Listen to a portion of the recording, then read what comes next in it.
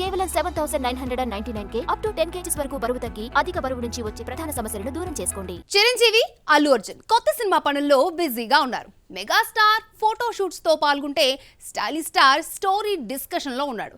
Chiranjeevi Anil Ravipudi cinema ఎక్కడి వరకు వచ్చింది? బన్నీ అట్లీ సినిమా డిస్కషన్స్ ఏంటో ఓసారి చూద్దాం. Chiranjeevi Anil Ravipudi cinema pre production work full swing లో ఉంది. డైరెక్టర్ ఒకవైపు నటీనటుల సెలక్షన్ లో, మరోవైపు చిరంజీవి ఫోటోషూట్ తో బిజీగా ఉన్నాడు. నయనతారను ఫైనల్ చేసి వీడియో కూడా రిలీజ్ చేశారు.